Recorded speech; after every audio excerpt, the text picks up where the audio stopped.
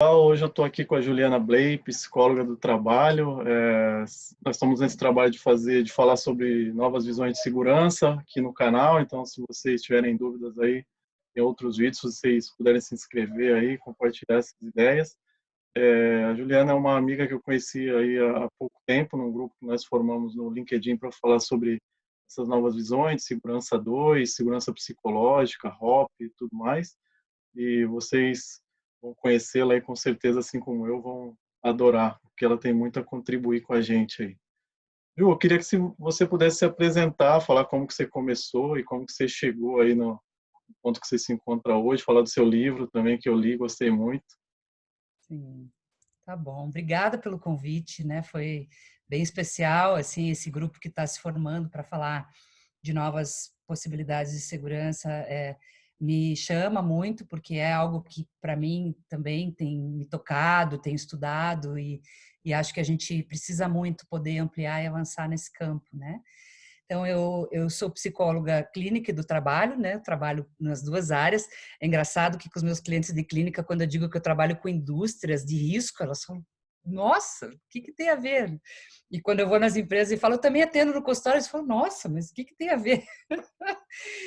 E quando a gente entra no campo da psicologia e das abordagens que sustentam o meu trabalho, a gente vai ver que as duas coisas, eu faço a mesma coisa nos dois lugares, só que com ferramentas diferentes, né? Mas a visão é a mesma. Então, eu comecei já desde a faculdade a entrar em contato com o tema, primeiro como qualidade de vida no trabalho, nos anos 90, né?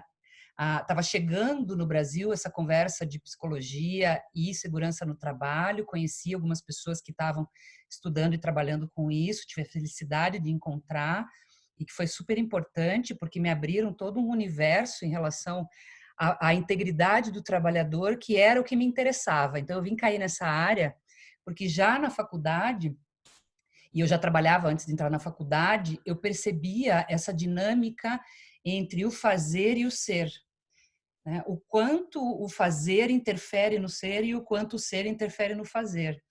E o quanto aqui, mesmo trabalhando naquilo que eu amo, eu posso ficar doente, posso ficar psiquicamente abalado, posso me acidentar, posso me machucar. Tenho também um histórico familiar de algumas gerações de pessoas acidentadas, então essa questão do trágico também me chamava, né? Como é que a gente pode evitar perdas e acidentes com as pessoas que a gente ama, né, que possam ser evitáveis, né? Porque o trágico faz parte da vida, mas tem aquele trágico que é desperdício de vida, né? Que com pouco de cuidado poderia ter sido evitado. Então, o meu chamado veio desses dois lugares. Como que as pessoas podem, como é que eu posso apoiar com o meu trabalho as pessoas a encontrarem um jeito de viver e trabalhar onde um não prejudique o outro, onde um enobreça o outro de verdade, e, de outro lado, como que o indivíduo pode aprender a cuidar dele mesmo e a ser responsável pela sua integridade física e emocional, numa cultura que não é só brasileira, né, num modelo de vida, aonde a gente coloca outras coisas antes do autocuidado, né? Aonde tem tanta gente com autoestima distorcida, aonde tem tanta gente com abandono de si, e como é que a gente pode despertar esse convite nas pessoas, né? Essas duas coisas me chamavam demais. Então, já na saída da faculdade, eu já estava com algum tempo, já dava palestra e tudo mesmo antes de me formar nessa área em Cipate, aqui perto e tal, que era uma coisa muito uau, né? Nossa, psicóloga falando disso. E, e aí, logo que eu saí da faculdade, eu já entrei no mestrado, porque eu comecei a procurar pós-graduação na área para fazer e não achava nada no Brasil, e até hoje não tem, né, específico. Eu queria estudar, eu queria saber o que no mundo os psicólogos faziam, como que a gente contribuía com esse campo e como que a gente podia ser útil dentro dos ambientes de trabalho. E com esse grupo de pessoas que eu encontrei, que uma parte trabalhava com qualidade de vida, já em indústrias, e outra parte trabalhava com psicologia aplicada à segurança, já em indústrias, eu acabei entrando junto com eles nesse processo, em alguns projetos, e foi incrível, aprendi muito nesse momento e muito experimentando, né? Eu era nessa época, né, muito no comecinho ali, eu estava ajudava a implantar o STOP, que era uma ferramenta lá de trás, né, com aqueles cartõezinhos e tinha fita VHS, assim. E eu achava fantástica toda aquela dinâmica de entender os comportamentos das pessoas e como que elas se expunham. E fui para o mestrado para entender isso. E tive a sorte lá na Federal de Santa Catarina de conhecer um orientador que era um dos maiores especialistas no Brasil em programação de ensino, ou seja, de construir estratégias educacionais para desenvolver comportamentos. E ele orientava pessoas em várias áreas, do design, da saúde, hospitalar, do trânsito. E ele se encantou com a minha ideia de estudar também essa questão do acidente de trabalho na indústria. Então, foi um encontro super bacana e super rico, né? E o livro, Comportamento Seguro, ele foi uma adaptação da minha dissertação. Eu concluí o mestrado no comecinho de 2004 e mesmo quando eu estava ainda no estudo, nas empresas por onde eu passava, os engenheiros, principalmente e técnicos, diziam: você tem que publicar esse negócio, porque a gente quer ler, não tem nada em português. O último livro que tinha em português sobre isso, de um psicólogo, era do Della Coletta, Nossa. Acidentes de Trabalho, do Della Coletta, de 91. E isso já era 2004. Então, eu senti essa urgência, assim, não era um trabalho uau que ia trazer toda uma nova visão para essa área, mas era um tijolinho numa mureta que estava demorando para crescer, né?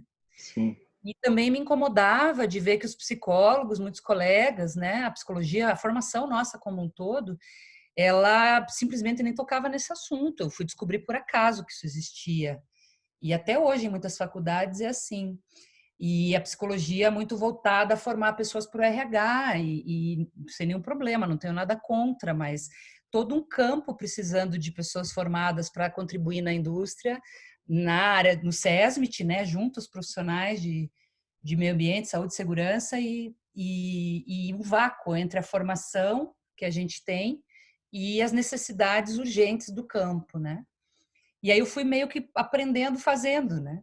O livro saiu como uma forma de estruturar um processo, pensar os processos educativos, o livro é sobre isso, sobre treinamentos, campanhas, palestras, CIPATs de DDS, a eficácia disso do ponto de vista comportamental, né? O quanto a didática, a formação dos instrutores e tudo mais afunila para uma aprendizagem significativa, ou a gente está contabilizando hora de treinamento, investindo em programas de educação, mas elas são tão frágeis e fracas do ponto de vista comportamental que as pessoas passam por aquilo e elas saem do jeito que elas entraram. E isso era uma coisa que sempre me chamou, me convidou muito, assim, como é que a gente pode fazer alguns ajustes ali para que o cara saia do evento educativo, saia de um DDS com um uau na cabeça dele, assim, né? Pensando, caramba, como que eu nunca pensei nisso? Nossa, eu quero aplicar isso na minha vida, isso faz sentido, eu me identifico com isso é uma aprendizagem que vai mudar alguma coisa no meu dia. Para isso que serve o DDS, né? E para mim era um ponto de interrogação gigantesco. Como assim? Os caras fazem DDS todo dia. É. Quantas empresas no Brasil fazem DDS todo dia? Quantos milhões de homens-hora são investidos em DDS na indústria brasileira? E sai uma caixinha do outro lado. Podia sair Eu vejo até alguns, desculpa te interromper, mas eu vejo alguns programas de DDS, né, que algumas pessoas pegam da internet um tema, ou sei lá, tem uma caixinha que sorteia os temas, e aí não leva o contexto em consideração, né? Então, isso é muito. Às vezes eu estou assim, em reuniões, né, com alguns times ou em alguma empresa e tal, e aí eu vejo, por exemplo, a gente está numa situação de pandemia, de muita insegurança emocional, que nós vamos falar daqui a pouco, e aí o tema vem com, sei lá, com o meio ambiente. Então, assim, ao invés de ajudar, de cumprir a função do BBS, que é acender um alerta durante o dia relacionado com o que a pessoa desempenhará, ele Sim. faz o oposto, né? Ele tira a pessoa dali daquele ambiente, coloca a cabeça da pessoa num outro lugar. E isso acontece quando a gente transforma algo que é vivo, né, porque o espaço educacional é vivo, numa coisa morta, que é o faça. Está aqui o texto. Faça. Obrigação. A gente transforma, empacota isso dentro, como se isso fosse um checklist. A gente não prepara quem vai tocar essas conversas. E aí a gente tem 15 minutos jogados no lixo do nosso dia, enquanto a gente podia ter 15 minutos de um banho de consciência, e que tem potencial para isso, né?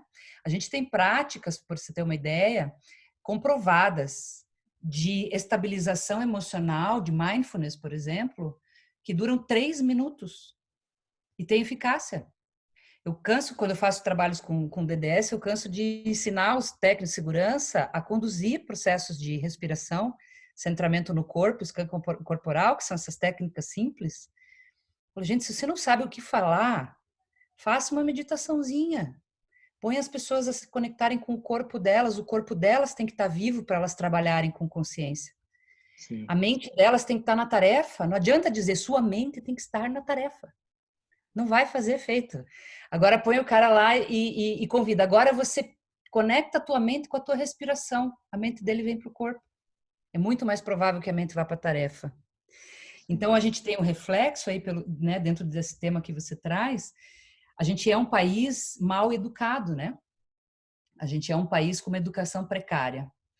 E esses processos, como o DDS, um treinamento de integração, uma reunião gerencial, um treinamento de NR, né?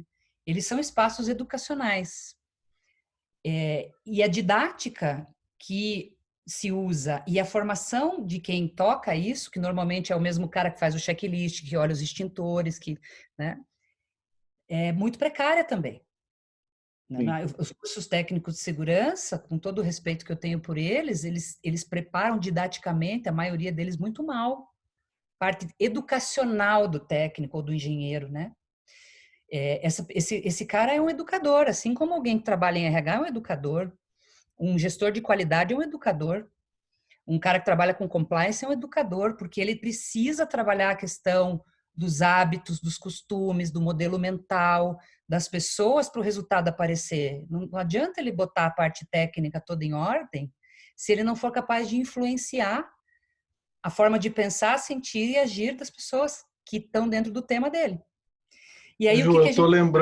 tô lembrando de mim aqui, né, que fiz técnico em segurança milhares de anos atrás, né? E em Uhum. nenhum momento isso foi trazido para nós assim, e eu fiz num lugar bom, que eu não vou falar aqui, né, porque não quero influenciar ninguém.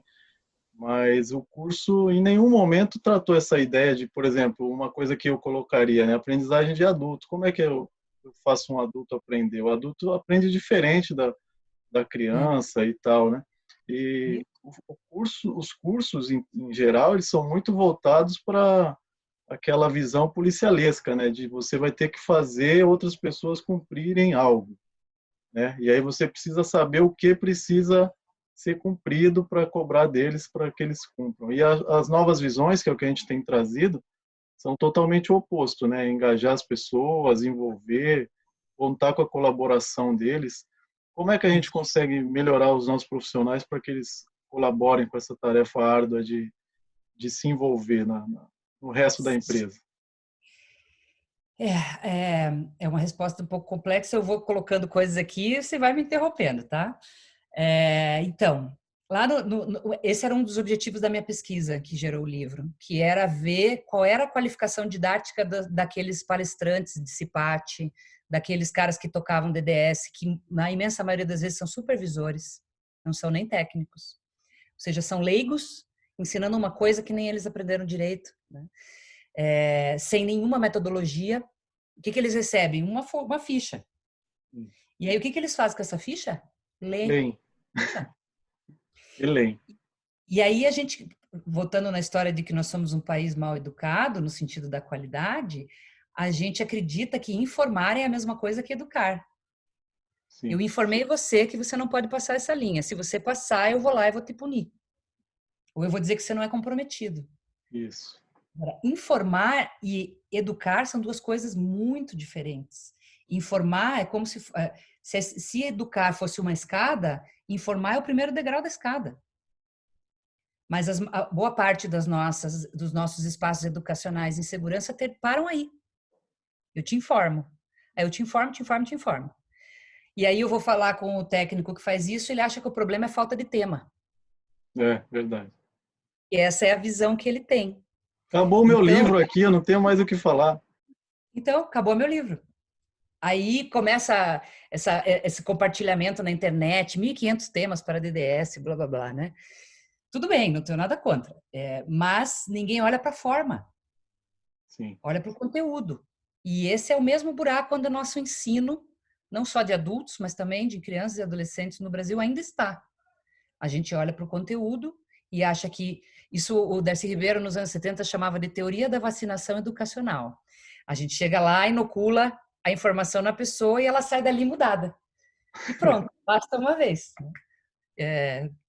Não vai acontecer. Então, tem um primeiro passo que eu vejo, assim, né, e uma primeira necessidade, que é o profissional de segurança acordar para isso. Eu sou um educador. Eu passo boa parte do meu dia tentando influenciar o comportamento das pessoas, tentando educar a liderança da minha empresa de que segurança precisa ser um valor, tentando educar os meus diretores, ou seja, ele educa para baixo, ele educa para o lado e ele educa para cima, né? Olha que desafio. sim, Ele não educa só a turma do chão de fábrica, né? O pessoal da operação, o pessoal, os terceiros. Ele educa os pares. Ele educa gerente, às vezes. E ele educa também a alta cúpula, em alguns momentos que ele tem oportunidade, quando a alta cúpula está disponível para isso, está intencionada nessa direção. Então, ele precisa se preparar para isso. Né? Ele sim. precisa entender de didática. Aí, o que o pessoal faz? Curso de oratória. Muito bom. Oratória é muito legal. Eu adoro também. Mas é uma partezinha das habilidades. Aonde que a gente precisa ter competência? No correto levantamento das necessidades de aprendizagem. Muito raro isso acontecer na área de segurança. Ou vem DNR, ou a empresa comprou um pacote de alguma consultoria e vai implementar, ou alguém viu, foi num curso não sei aonde quer copiar. Mas e esse aprendiz que está lá na ponta, ele precisa aprender o quê? Para sair do lugar que ele está, de consciência, para ir para o próximo. Isso é levantamento da necessidade. Então, eu não vou transformar pessoas que até ontem nunca ouviram falar de EPI em ninjas da segurança em um ano. A curva de aprendizagem está muito alta, a rampa está muito alta. Então, eu preciso ver onde é que eles estão e olhar os 3 próximos passos de competências, habilidades e atitudes e programar momentos onde essas pessoas vão passar por experiências que podem transformar essas competências. Considerando que alguns aprendem mais rápido, outros mais devagar. Alguns aprendem escutando, outros aprendem jogando, outros aprendem assistindo, outros levam muito mais tempo para abrir mão de velhos hábitos, tem mais resistência, porque as pessoas são pessoas, né? E quando você tem lá 3.000 pessoas para desenvolver numa competência de segurança, isso se torna uma coisa um pouco complexa. Então, eu tenho o levantamento de necessidades, que eu preciso ser competente como técnico, como gestor, como área, e se eu não for, eu preciso buscar quem seja. Talvez o próprio RH, área de treinamento, para fazer um levantamento criterioso do que precisa ser aprendido, quem são os aprendizes, quais as limitações que ele tem. Te dar só um exemplo rapidinho, antes de ir para as próximas etapas. Eu já tive algumas empresas que tinham uma grande quantidade de pessoas analfabetas, analfabetas mesmo, assim, e que tinham uma dificuldade de ler uma frase. E Nossa. aí o pessoal da segurança dizia, ah, não, aqui a gente não consegue ir muito longe porque o pessoal não sabe ler. Tá, mas o que isso impede? Ah, mas eles não conseguem ler procedimento, placa, padrão. Ué, desenha, faz código, faz símbolo, dê palestra na CIPAT deles com um monte de, contando historinha com um monte de símbolo. Eles entenderam tudo. Então, uma pessoa que não sabe ler 30 páginas de procedimento, ela não é uma pessoa que é inacessível para aprender sobre boas práticas de segurança. É a gente, como educador, que precisa ir onde esse cara está e desenvolver métodos adequados para essa pessoa. Se eu tenho um grupo com um índice alto de analfabetismo funcional, pessoas com dificuldade de interpretação, por exemplo, eu não vou fazer procedimento escrito. Eu não vou fazer 30 páginas de apostila num treinamento. Tem uma frase do Einstein que diz que se eu te ensino algo e você não aprende, ou se eu falo e você não entende, a culpa é minha, né? Eu que tenho que me fazer claro para você entender dentro das suas limitações. Né? Isso. Então, o que é o educador? É alguém que aproxima o aprendiz de um outro lugar para ele. E aí essa aproximação precisa ser adequada ao aprendiz e não ao professor. Ela precisa ser adequada onde o aprendiz está e não onde eu queria que ele estivesse. Então, o que mais acontece, o pessoal que eu acabo apoiando em processo de aprendizagem e tal, do SESMITs, né? Às vezes chegam uns mensagens no meu WhatsApp dizendo assim, eu não sei mais o que fazer, porque tem uns meia dúzia de líderes na minha empresa que eu já falei, já conversei, e eles viram as costas e fazem tudo igual. Eu acho que eles têm algum problema, me ajude. E eu falo, olha, eu adoraria pregar para os convertidos, é ótimo Pescar no fazer, aquário. né? É ótimo fazer um workshop sobre cultura de segurança para os gerentes que já gostam de cultura de segurança. Agora o desafio é como é que você vai usar as tuas melhores ferramentas e principalmente a tua melhor empatia para ir no mundo desse cara e entender por que segurança não interessa para esse cara. Ele não viu vantagem nisso ainda. Mas a gente fica lá da nossa salinha tacando pedra no cara e dizendo, aquele gestor, aquele supervisor. Mas eu não vou para o lugar dele para entender o código de valores dele, o modelo mental dele. Eu não me adapto à linguagem dele. Eu quero que ele venha porque os outros já vieram. Sim. Então, a gente tem essa distância entre o aprendiz e o lugar que a gente quer que eles cheguem. Esse é um ponto.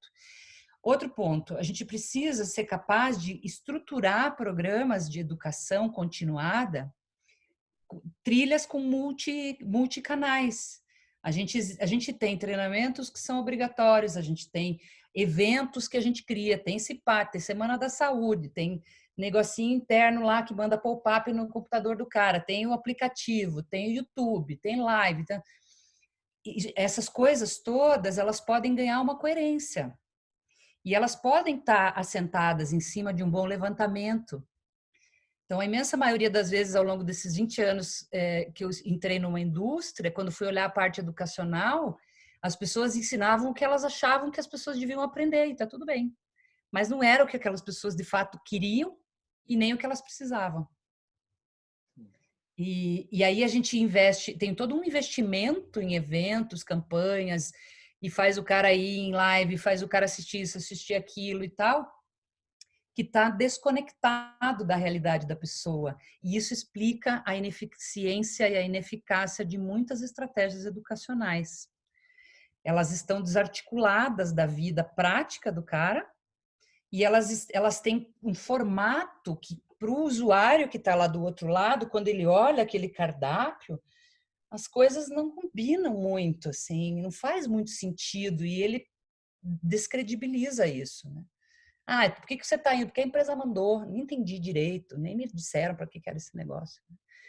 Então, a estruturação de uma forma de pensar a educação, na minha concepção, né, e eu não sou dona da verdade, é só um ângulo, né, olhando como educadora e como psicóloga, é tarefa do SESMIT se tornar competente em criar bons planos educacionais de longo prazo para toda essa população. Tem alguns eventos que são para a empresa inteira, tem algumas situações que são dirigidas só para uma área. Tem algumas coisas que podem ser inseridas em outros programas que já estão funcionando. E tem horas que você tem que deixar o cara trabalhar, porque o cara tem 150 e-mails na caixa dele, o cara tem um monte de gente buzinando ele, que tem a qualidade atrás dele, tem o compliance atrás dele, tem a área comercial atrás dele. Então, a gente peca muito pelo excesso, muita redundância de informação, de segurança. Isso é uma crítica que eu faço porque a gente acha que algo é mais importante porque é mais falado, né? E, às vezes eu vejo ineficácia em treinamentos e aí, como a pessoa que ministrou o treinamento ela é mais influente do que a que recebeu, a maioria das vezes, se a pessoa não entendeu, ele repete o treinamento, como se a pessoa, não, esse cara não entendeu nada, vamos dar de novo esse treinamento.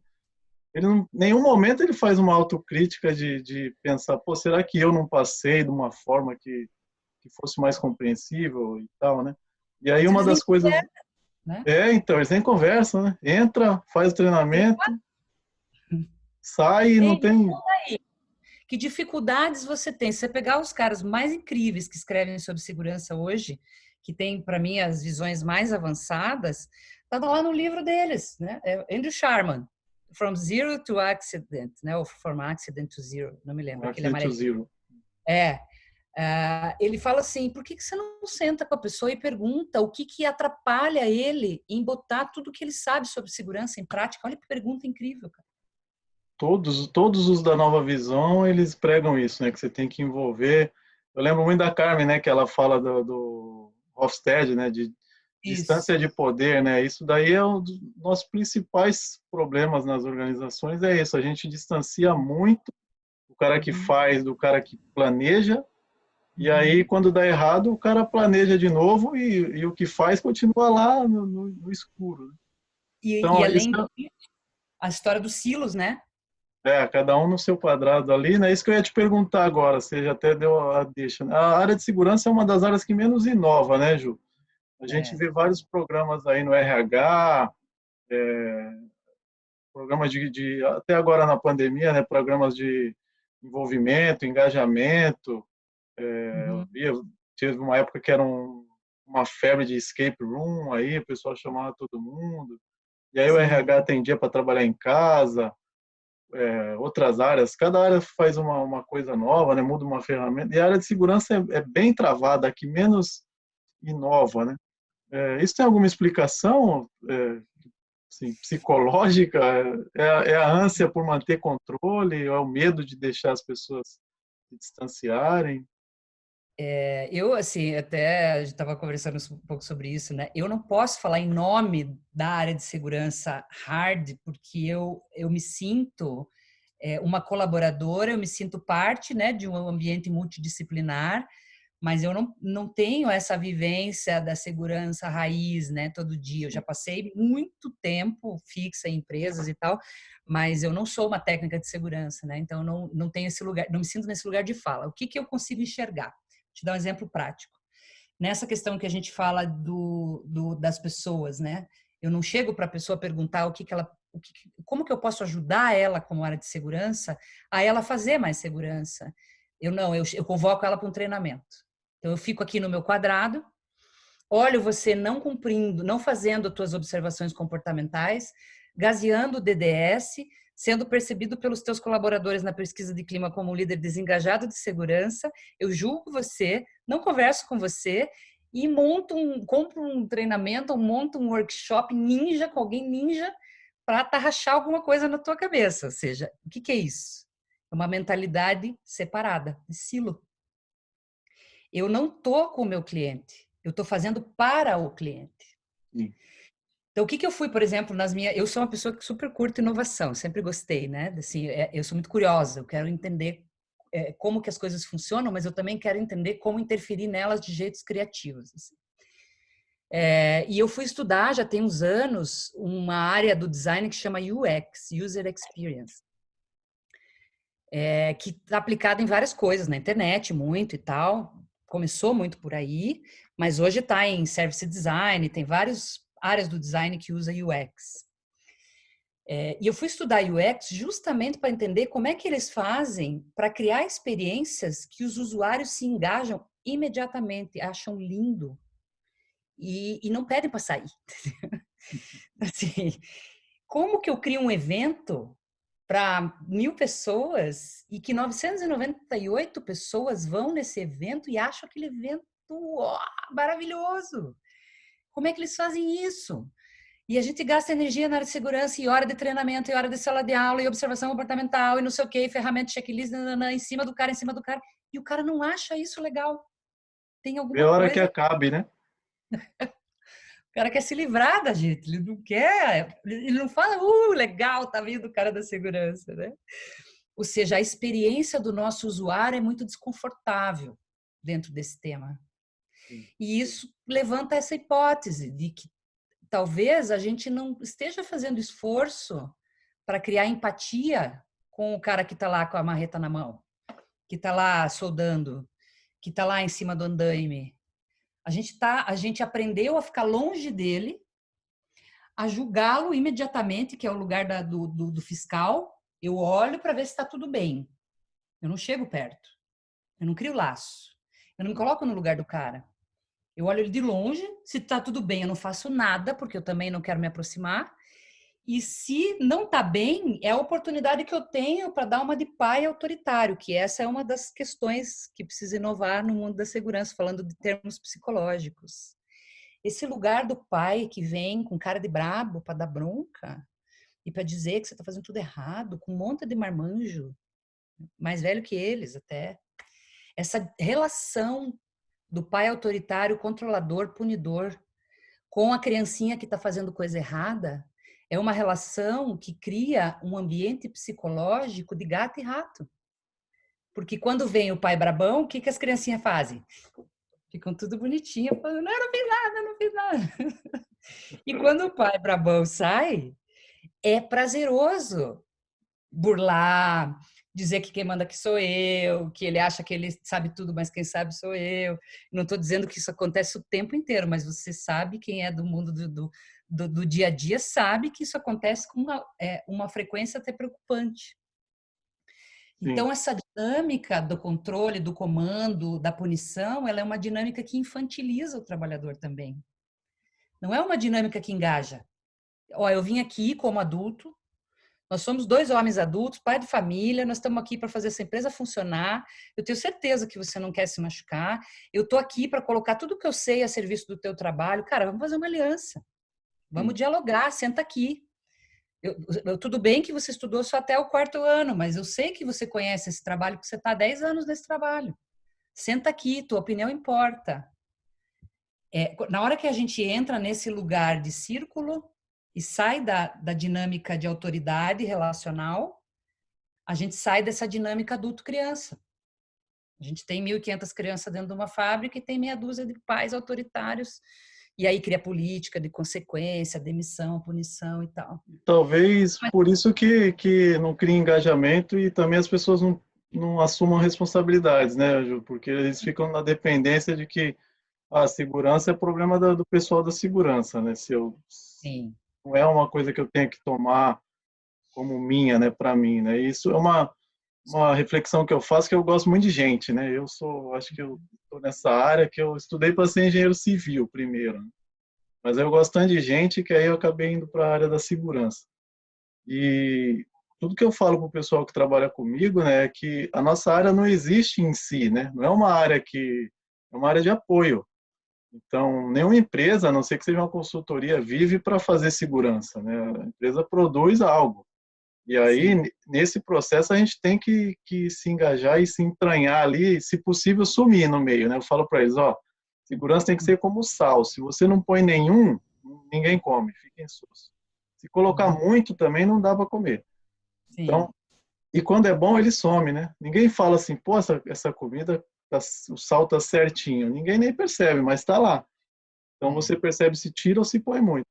E aí eu falo para eles, vocês têm que conhecer as pessoas e os processos de modo que a segurança se entranhe ali, movimente, combinado com o objetivo da empresa, né? Mas o que eu vi muito e ainda ouço assim depois até vou contar uma história, mas assim o que eu vejo muito é essa coisa que você falou, assim, eu não tinha pensado nessa analogia, né, do pai, né? Eu faço a segurança, você faz o seu trabalho, quando eu ver que você está errado, eu vou corrigir, se eu ver que está certo, eu deixo quieto. E aí tudo que as novas visões falam, inclusive o Eric Honnold, que é o do Safety 2, né? É tudo ao contrário, você tem que fazer melhor quando está tudo bem, né? Então, quando não está acontecendo nada, é que o profissional de segurança tem que fazer diferente, né? Mas parece que a gente fica torcendo para ter alguma oportunidade de entrar e falar, não, agora alguém descumpriu minha ordem, eu vou lá e vou colocar meu nome na rocha. Esse é um modelo mental, né? E modelo mental é uma forma de pensar e olhar o mundo e entender as coisas que é um mindset, né? Que interfere profundamente na forma como a gente age. Quando eu estava em 2001, quando eu montei o meu primeiro curso de psicologia aplicada à segurança, que eu me lembro até hoje, foi lá na PUC, tem amigos que estão comigo até hoje, que são meus amigos e que fizeram esse curso, Tec Segurança. E que foi o primeiro insight que eu tive quando eu entrei nesse mundo com um olhar de psicóloga sistêmica, né? Que eu já tinha formação em psicologia sistêmica, que é a gente olhar o todo primeiro, para depois cuidar das partes. E a área técnica é o contrário, né, gente? É todo cartesiano e newtoniano. Reto, Isso, mais aquilo, 1 mais 1 dá sempre 2.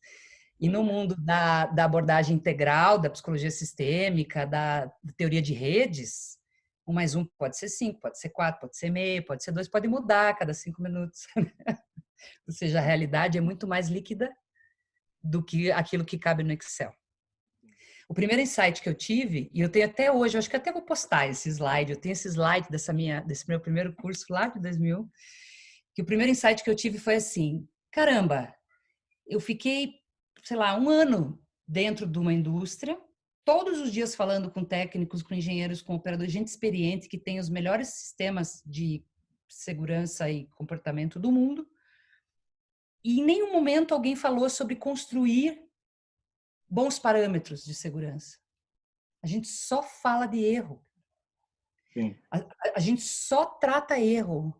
Até as tabelinhas de observação comportamental só tem ato inseguro, só tem comportamentos inadequados, não tem os bons. Eu fico indignada com isso. E quando o cara faz tudo certo, e aí? Não, aí é o chefe dele. Ligação dele. Então, essa coisa de qual é o mundo que nós estamos construindo, para mim, talvez ela seja uma raiz dessa falta de inovação, dessa dificuldade de avançar, dessa mentalidade de querer atuar na parte comportamental com o mesmo mindset que faz checklist e achar que isso vai funcionar, não vai, né? Que é, a gente está evitando acidente ou a gente está construindo ambientes seguros e saudáveis onde as pessoas se corresponsabilizam pelas vidas umas das outras. Essa foi a razão pela qual no meu livro eu tirei todas as expressões cultura de segurança. Na revisão de 2014, todos os lugares onde falava cultura de segurança eu tirei. E coloquei cultura de cuidado com a vida. Fez bem. E aí foi de propósito. Porque eu não estou interessada em gente que faz força para ficar evitando acidente. Não que isso não seja uma meta louvável, faz parte da meta. Mas achar que o resultado melhor que uma estratégia de segurança pode dar é não ter acidentes, é não construir uma cultura proativa de segurança. Que é exatamente o que a Safety 2 fala e o pessoal do Safety Differently, que assim, o próprio Sharma, né, o Safety Heaven, que ele fala, qual é o paraíso da segurança? Imagina a tua empresa com os padrões mais incríveis de segurança. Quando eu faço essa vivência com as pessoas da área, elas não conseguem sonhar esse lugar. 99% vai falar que é uma empresa sem acidente. Pois é. E isso, pensando numa linha, vamos trazer para o cartesiano, né? Pensando numa linha, isso está lá no meu livro, inclusive, que faz parte da minha dissertação. Aqui a gente tem os danos, as pessoas machucadas. E aqui a gente tem saúde. Porque o oposto de pessoas machucadas é pessoas saudáveis, certo? Então a gente vai reduzindo pessoas machucadas até o ponto que zera e não tem mais pessoas machucadas. Ainda tem um longo período até que esse lugar seja um lugar de pessoas saudáveis, certo? Sim. A Organização Mundial de Saúde diz: saúde não é só a ausência de doenças. Saúde é o completo bem-estar físico, emocional e social do indivíduo.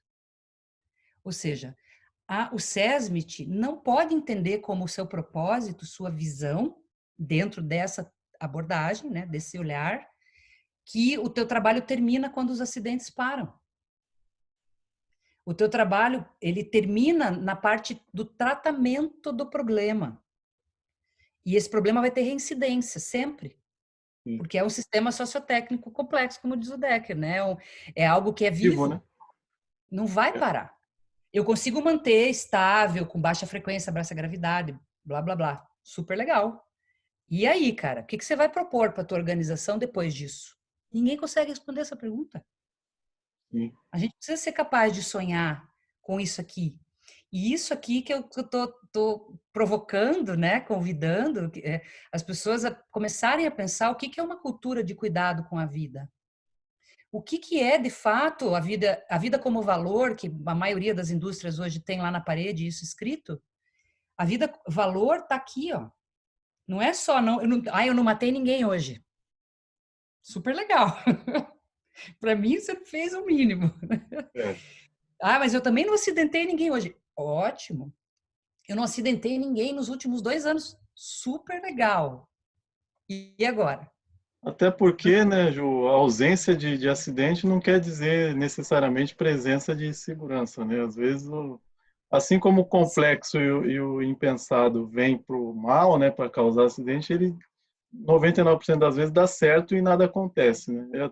Teve um ano que a gente, pela escala lá da empresa, não, caiu sem auditorias externas. A gente não teve auditoria naquele ano. E aí eu falei para eles assim, ó, o meu time lá, esse ano é o ano que nós vamos melhorar mais, aqui, o ano que nós mais vamos crescer em segurança. E aí para eles eu tive que explicar, né? Porque aí, pô, mas como assim? Normalmente a gente melhora quando tem auditoria, que a gente faz tudo. Então eu falei, não, a gente não vai ter esse tempo perdido no aspecto de não vamos, eu não quero trabalhar para o auditor, né? Quero trabalhar para os funcionários nossos. E aí Tem até que falei para eles, um gerente me ligou de vendas e aí falou assim, Hugo, eu tô com um cliente importantíssimo aqui na linha, cara, e ele quer auditar a empresa, eu tô te ligando para a gente ver qual dia que ele pode. Eu falei, se der tempo, manda hoje ainda. Aí ele falou assim, mas como, cara? Eu falei assim, rapaz, se eu deixo que o meu trabalhador que está aqui todo dia, que eu conheço, sei o nome, sei onde mora, venha trabalhar, se eu confio que a empresa é segura ao ponto de deixar o cara entrar na fábrica, por que eu não deixaria alguém vir vê-lo só trabalhando? Então, no dia que você Exato. me ligar e eu te pedir mais dias para deixar alguém vir aqui, pode mandar embora. Exatamente. E nesse ponto me dá um grande alívio quando eu começo a ouvir os profissionais da área falarem sobre resiliência, né, sobre ambiente resiliente, sobre segurança de processo, começar a enxergar que o verdadeiro trabalho de um profissional do cuidado é manter os altos níveis de cuidado. É a mesma coisa com a saúde do seu corpo. Ah, eu não estou doente, então estou ótimo. Meus exames estão super bem, então estou ótimo. Ah, mas o que que você come, né? Quantas horas você dorme? Como é que tá as tuas relações pessoais? Como é que tá a tua vida emocional? Como é que tá a tua realização, tua vida financeira, tua vida espiritual? Isso é construir qualidade de vida. Não é só não ter conta para pagar e não estar doente. Ninguém da minha família está doente, então tá Ju, tudo e ótimo. agora você puxou um assunto aí que a gente está chegando aqui, se direcionando para o final, que eu não posso deixar de abordar, né? Que você escreveu um artigo aí que eu achei primoroso sobre como lidar com situações de morte, né? Ou pela Covid, algum colega da empresa faleceu e aí os que ficaram, né? Como é que a Uhum. gente lida com isso, ou os parentes e tal, né? E eu vou contar Sim. até uma história minha aqui, pessoal, que o meu pai, ele tem 62 anos, e aí ele estava com sintoma, com tosse muito ruim e tal, e aí eu falei, pai, vai fazer o exame que pode ser Covid. Ele, não, mas eu não tive contato com ninguém, tal, tal, tal. Resultado, foi lá, fez o exame, constatou Covid e ficou internado 4 dias. E esses Nossa. 4 dias foram os dias mais longos da minha vida, porque a minha mãe tem alguns problemas, né? De hipertensão e tal, e a gente estava muito preocupado com ela. E aí os dois ficaram juntos uns tempos, né? Uns 3 ou 4 dias antes dele ir para o hospital, que aí no começo achou que era gripe e tal.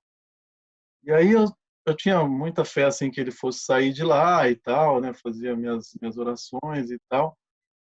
E aí eu até lembro do Nietzsche, né? Que fala que o nosso inconsciente é um mar no escuro e uma lanterna é o consciente. Onde a lanterna acende é onde você pensa ali, né? Mas a imensidão do que você não controla, né? É muito maior. E de vez em quando eu me pegava, minha lanterna acendia assim, pô, se meu pai falecer, eu não vou conseguir ir ao enterro, enterrá-lo com dignidade, eu não vou conseguir deixar minha mãe ir, que é o pior, né? Porque é um risco muito grande para ela. Sim. E assim, eu controlava, boa parte do tempo eu ficava otimista e assim, ele não tinha nada, nenhuma comorbidade. Mas Hum, quando eu me distraía, o pensamento já voava para lá. Pô, e se não correr tudo como você espera que ocorra, né? E aí eu uhum. faço a pergunta para você, né? Tem muita gente que está trabalhando, né? Algumas empresas definiram algumas atividades como essenciais, mas Sim. esses caras, eles têm uma vida fora da empresa e eles conhecem gente que teve dificuldade, gente que morreu, ou alguém morreu no time mesmo, né? E eles têm que ir trabalhar, e tenho certeza que a lanterninha deles corre quando se distrai, corre para pensamentos ruins, né? E aí acho que Sim. muito do que você escreveu no artigo lá, queria que você falasse um pouco de como Sim, como os profissionais podem, as empresas, né, não sei, independente da área, podem ajudar nisso. legal você falar nisso, né? O SESMIT, né, a área de HSE, o RH e a empresa como um todo, ela é responsável por cuidar da vida das pessoas enquanto elas estão lá dentro, mas vida não significa só a vida corpórea, né? A vida psíquica também faz parte do pacote. E isso é algo que, por tradição, as áreas nem sabem muito bem como lidar com isso, né? A gente vem de uma história, de um histórico de que a gente contrata o corpo da pessoa para trabalhar, né? O braço. A gente não Bem, contrata o resto. Então, deixe seus problemas do lado de fora. Se você tiver mal, se a esposa, não sei o trabalho quê, braçal, né? Até o nome diz, né? né? Nosso país escravocrata tem várias tradições inconscientes que estão vivas até hoje aí nos corredores de empresas super chiques. E esse não cuidado com a vida psíquica daquele corpo é algo que está chegando ao fim, né? Não só pela pandemia, mas porque a gente já vem com um avanço muito grande de processos emocionais que estão aparecendo nos ambientes de trabalho e em decorrência do trabalho, né? A gente já estava com uma previsão da Organização Mundial de Saúde que em 2020 depressão ia ser uma das principais causas de afastamento do trabalho no mundo. Isso não é Covid. Que não é frescura, nem é doença de rico, viu? Não, é CDF, o cara derruba mesmo. Né? E aí o cara pode estar com o corpo saudável, não ter se acidentado, mas ele tem um acidente psicológico, vamos dizer assim, né? Ele tem uma fratura na psique dele e ele vai precisar ser reorganizado. Então, quando você está num time de trabalho e você perde alguém, né? Eu já acompanhei, já fiz esse processo de fazer grupos com e times que perderam colegas por acidente fatal também, já tive essa oportunidade. Às vezes até alguns socorreram a pessoa na hora, então tem toda uma memória traumática, tem todo um processo de estresse pós-traumático que pode acontecer também com algumas pessoas, né? É, a gente tem uma fratura emocional em boa parte daquelas pessoas. Ah, mas tem gente que tá super bem. Eu olho o cara, alguém morreu da equipe dele, mas ele tá bem, ele vem trabalhar, ele não reclama, ele não chora, ele não tá com cara triste. A gente não pode esquecer que os ambientes industriais, principalmente, são ambientes bastante masculinos. Muito E na machista. nossa cultura, a gente tem o man in the box, né? A masculinidade que foi construída para não mostrar emoção e para nem saber que está sentindo ela, muitas vezes. Homem não Então, chora, né? Coisas, né? é uma das coisas que acaba aparecendo nesses grupos de cuidado é depois de quase 1h15 de conversa, alguém começa a ter uma lágrima ou pede a palavra e diz: só agora que eu consegui perceber que eu estava triste. Porque se quem me perguntava, eu dizia que eu estava bem. Nossa. Eu nem entrei em contato com a minha dor. Porque eu não sou disso, porque eu sou um cara resistente, porque a vida é isso mesmo, estou chateado. E outros medos de julgamento e tudo mais, né? Porém, com o contexto da pandemia, o que a gente está vivendo, né, aqui no Brasil, esse misto de a gente já está há 3 meses lidando com isso, ou seja, a gente já está cansado, tem uma debilidade psíquica acontecendo, as pessoas estão bem cansadas. As que estão em casa estão cansadas, as que estão trabalhando estão cansadas de todo esse caos, de toda essa alteração de rotina, de todos os esforços e sacrifícios e também dessas situações familiares como você relatou agora. Ou seja, em geral, as pessoas não estão no seu estado de equilíbrio. Então, vem uma pancada como essa, quer dizer, um colega que tem 15 anos que trabalha do teu lado, que você vai em churrasco na casa dele e de repente o cara para de vir, daqui a pouco interna, daqui a pouco vem uma notícia de que essa pessoa faleceu por Covid. Essa pancada, ela encontra um organismo debilitado, não só fisicamente, mas psiquicamente. Então, o efeito disso é mais desorganizador ainda. E a gente não cuidar disso, isso pode ser curado naturalmente, sim, mas pode ser que tenha pessoas ali que fiquem sustentando processos emocionais depressivos e tudo mais por mais tempo. Pode ser que isso interfira no clima, interfira nas relações. Tem hostilidades ali que não aparecem, porque eu achei que o chefe tinha que ter feito uma homenagem, não fez. Se a empresa realmente valorizasse a vida do cara, não estava tocando tudo como se não tivesse acontecido nada. Essas fantasias vêm, como você falou, acender a lanterninha, né? E a gente tem ainda um outro ingrediente que torna essa mistura ainda um pouco mais delicada, é que as pessoas estão expostas à mesma causa que causou a morte daquele colega. E vem o medo, né? E aí eu vi relatos de pessoas com muitos anos de experiência, gestores inclusive, que estavam dizendo, eu estou apavorado. Cada vez que eu penso que eu tenho que ir na empresa, eu congelo inteiro, eu fico gelado. Sim. Eu tenho tremedeira, eu tô com bruxismo à noite, eu acordo várias vezes de madrugada, eu temo pelos meus pais, pelos meus filhos. Não estou conseguindo lidar com o meu medo porque ele ficou muito grande.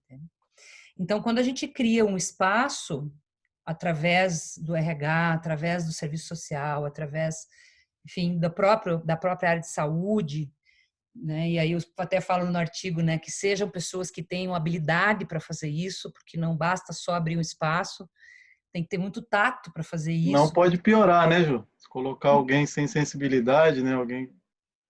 É, é que nem botar um sem noção num velório, né, gente? Fica É. falando que não deve, fica constrangendo as pessoas, ou fica, normalmente o pessoal mais racional entra nessa coisa do vai passar, a vida é assim mesmo, você vai ver daqui a pouco você já vai estar aí fazendo plano, né? Essa tentativa de aconselhar que tem boa intenção, mas que Já não tinha tem, não sei quantos anos, né? Essa é a pior de todas, né? Pô, mas já tinha não sei quantos anos. tava velhinho, Ah, né? velhinha. É, muitas dessas coisas sem noção que as pessoas falam e fazem quando o grupo está enlutado, quando as pessoas estão em dor e sofrimento, tem boa intenção, mas não tem empatia. Sim. Então, esse é um ingrediente que é essencial, do contrário, estraga mais.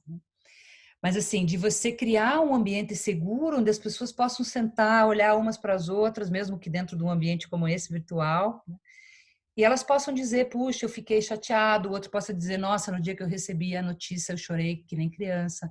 Aí o outro diz, todos os dias eu sonho com ele. Daí o outro diz, nossa, eu não estou conseguindo passar perto da sala dele porque eu vejo as coisas dele lá em cima, não tenho coragem de entrar. Aí vem o outro e fala, eu nem convivia muito com ele, mas a fotinho dele estava ali no painel da escala da semana e eu estava fazendo o DDS, eu olhei a foto, me deu uma coisa ruim, eu fui lá, tirei, eu quero entregar para a família. A gente precisava fazer uma cerimônia porque não deu para a gente não pôde ir no velório. Então esse espaço para o grupo lidar com a dor, falar sobre a É isso dor. que eu ia te perguntar e você até me ajudou a lembrar, né? O fato de não ter o ritual, né, que encerra a passagem da pessoa, acho que prorroga o sofrimento também, né? Acho que essa é Sim, uma ideia excelente de você, nem que seja virtualmente, né, mas sei lá, pensar em alguma coisa que possa dar por encerrado ali, porque eu fico pensando, por exemplo, se acontece com alguém que já está trabalhando em casa desde março, por exemplo.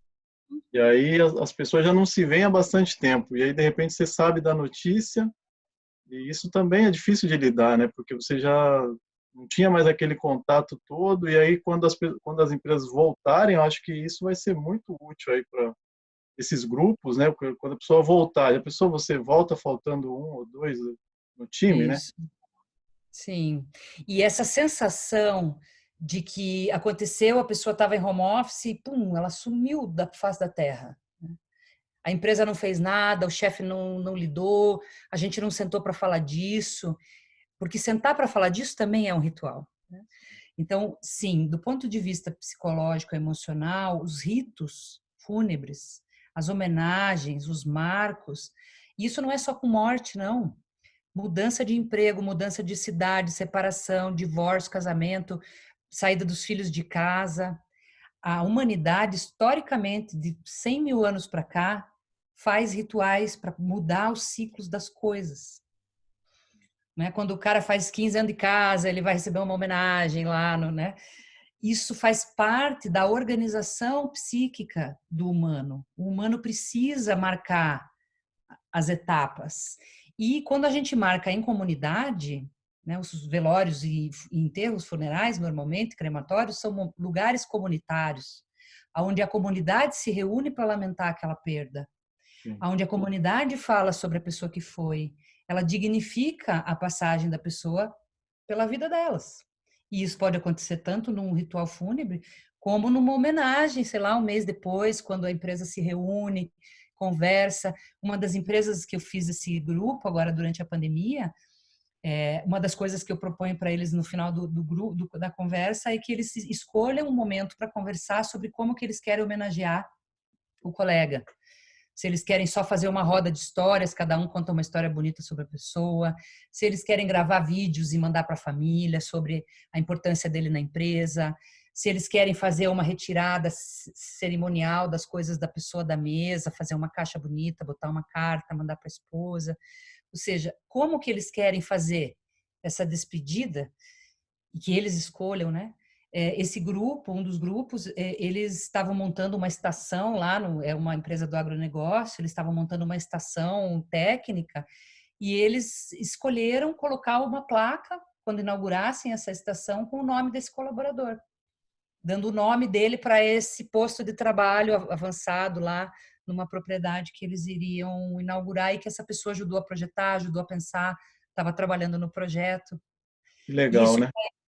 acalmou o coração deles. Então, é uma coisa muito delicada e muito pessoal, né? Mas que também é comunitária, né? A gente precisa da comunidade para poder lidar com essa dor, com esse medo, com essa angústia, com essa sensação de vazio, que vai E levar não um tem tempo para nada eles. pior também, né, Ju, do que a pessoa que ficou, né?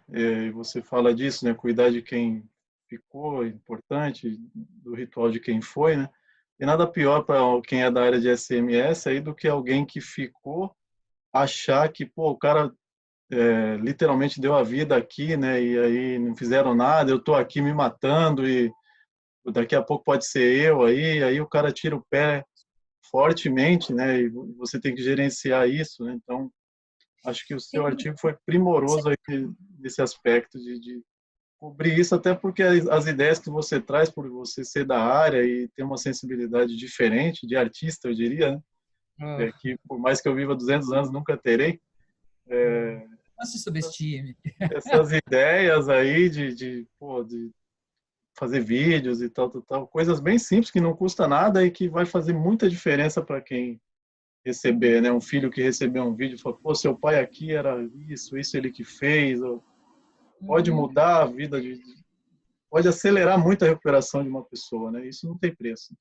Isso. A gente diz assim, dentro do mundo da filosofia, né, e de algumas tradições espirituais, que junto com toda a dor que a morte traz, ela traz um presente para quem fica. Porque toda vez, isso é instintivo, toda vez que você se deparar com a morte, você vai olhar para a tua vida e vai pensar, cara, o que eu estou fazendo? E aí você tem a oportunidade de dignificar a tua vida. Sim. Dignificar é saborear, é melhorar tuas escolhas, é se comprometer com aquilo que vale a pena, é não se envolver em coisa desnecessária. Então, e pensando agora num momento não pandêmico, né? Isso deveria ser o ciclo de aprendizagem organizacional de uma empresa que tem uma fatalidade.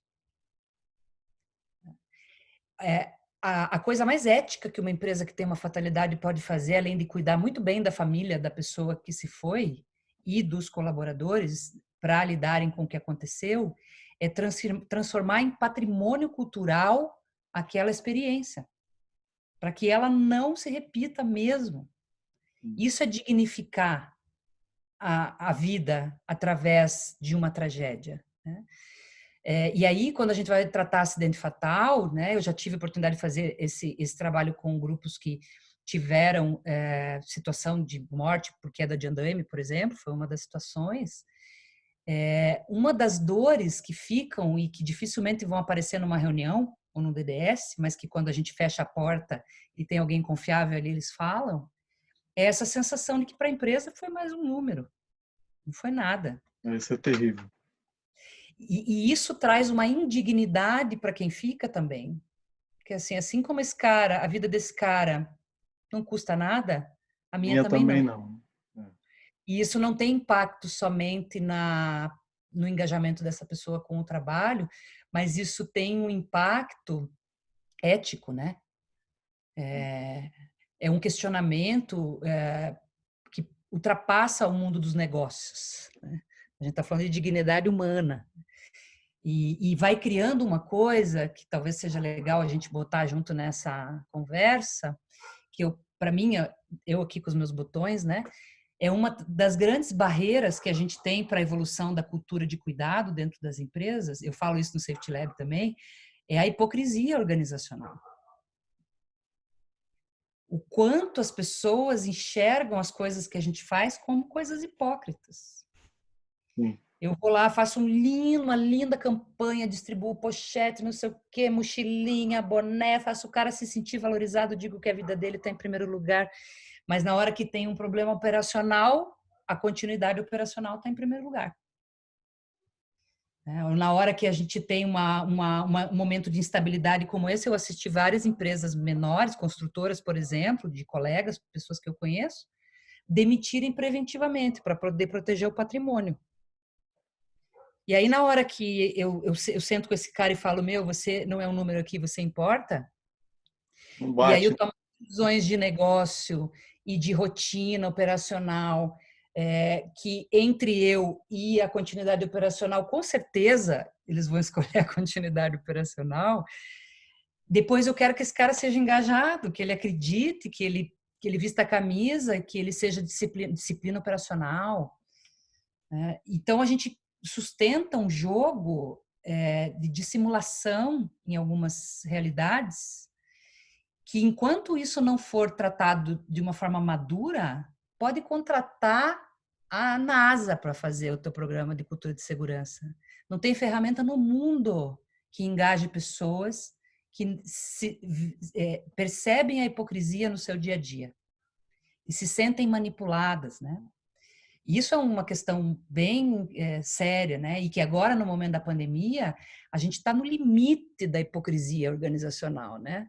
Porque está todo mundo aparecendo no Jornal Nacional, como as companhias que estão doando dinheiro para ajudar o Brasil a superar a crise, blá, blá, blá. Mas, às vezes, algumas pequenas escolhas e algumas vistas grossas para algumas coisas durante o processo da pandemia podem escancarar esse abismo. Vou te dar um exemplo que eu tenho contato aqui de Curitiba, né? Uma empresa de manufatura que está sustentando a produção, porque é das atividades essenciais, e tem terceiro turno, tem mulheres no terceiro turno, e tem mulheres que passam a noite acordada numa linha de produção, elas chegam de manhã em casa, elas não têm ninguém para cuidar dos filhos, elas têm 3, 4 crianças em casa, que não vão para a escola, que não tem com quem deixar.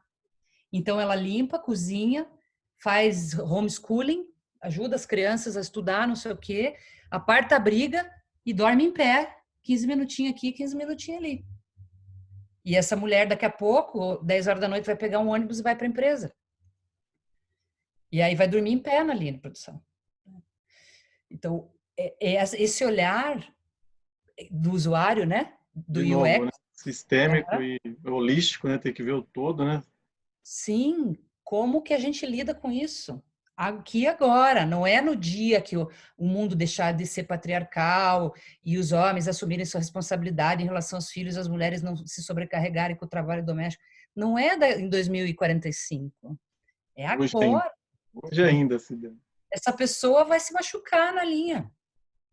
E aí os iluminados vão dizer que ela não teve percepção de risco, que qualquer coisa desse tipo, assim, né? Entra na pele dessa pessoa, né? Vai para o lugar dela, senta com ela, ouve a realidade dela. Não ia deixar essa empresa mais pobre liberar do trabalho com remuneração as pessoas que estão nessa condição, ou colocarem elas em outras condições, ou criarem um auxílio, enfim, não sei, qualquer coisa que pudesse tornar a vida dessa pessoa um pouco mais digna. Empatia, né? Eu até, falando sobre isso, né, critiquei uma atitude de uma empresa que demitiu algumas pessoas, cortou o salário de outras, e aí anunciou uma doação de não sei quanto. Aí eu conversei com um amigo que trabalha lá, né? Falei, pô, e aí? Tá. Falei, não, mas isso daí, eles falaram que é outro dinheiro, né? o budget era outra coisa e tal, tal, tal. Aí eu fiquei Para quem pensando, falei trabalha, assim, bom, eu não vou entrar em detalhe, né, mas a é. mensagem que passa é péssima, né, porque aí você fala assim, pô, vai economizar comigo, tudo bem, e Uhum. eu vou ficar aqui passando necessidade, eu fui demitido, e aí eles vão doar para colocar um cartaz no jornal, né, para sair na televisão, E aí eu vou entrar na fila lá da cesta básica que vocês estão doando, né? para pegar uma, né. Então, essas dinâmicas que são, pensando de uma forma bem engenheirística, são vazamentos no sistema, entendeu? Todo mundo quer subir na curva, né? Todo mundo quer ser interdependente, todo mundo quer ser generativo, todo mundo quer ter uma cultura madura em 2 anos, né? Então, ok? Acho justo e digno, se você gosta de curva, construir uma curva de aprendizagem para a tua cultura. Mas quanto mais para frente na curva, mais você vai ter que lidar com esse pente fino de coisas que não são simples de lidar. Um exemplo disso é a história da colaboração, né? Interdependência, cultura generativa, que, né, as curvas falam. Só chega num lugar desse quem consegue horizontalizar as relações e criar espaços colaborativos com práticas colaborativas. Quem não colabora, não avança, não sai da reatividade. E aí a gente põe as pessoas dentro de uma sala e começa um processo colaborativo, elas ficam irritadíssimas, irritadíssimas. Essa reunião não vai dar em nada, porque eu preciso afunilar de uma vez, porque eu tenho outra coisa para fazer. Falo, querido, a gente não está aqui para eu falar para vocês o que vocês têm que fazer, vocês assinarem embaixo e a gente marcar a data no cronograma. Isso vocês já sabem fazer. Agora, se vocês querem desenvolver soft skills para avançar de fato numa cultura colaborativa, vocês têm que ter paciência para sentar e ouvir os outros. Ouvir a pessoa que você acha que não sabe nada, ouvir um cara leigo, ouvir alguém da outra área sobre a mesma coisa, divergir, ser capaz de divergir sem brigar, ser capaz de escutar diferentes ângulos, ser capaz de investir tempo e energia em construir, co-criar uma solução. Isso é safety tool, né? Isso Lógico. é nossas Pura. visões. E para fazer isso é muito músculo. Sim. E aí, se você está atolado de reunião, checklist para fazer, um monte de ferramenta para entregar, porque vai aparecer no teu dashboard, que horas que você vai aprender a fazer isso? Que horas você vai inovar de verdade? Então, como a gente falava, né, a dificuldade da área de segurança de inovar passa também por estar muito atolado dentro dos seus próprios processos que ele mesmo cria para controlar os seus próprios processos, o controle do controle, né? Coisas para controlar os outros e uma dificuldade talvez de olhar para fora, né? Nós somos uma área técnica e isso eu vejo que é uma coisa que dá super orgulho para muitas pessoas. Super legal. Na psicologia eu também sou super técnica, mas você também é um parceiro de negócio. Para mim hoje, Sesmit é um business partner. Sim.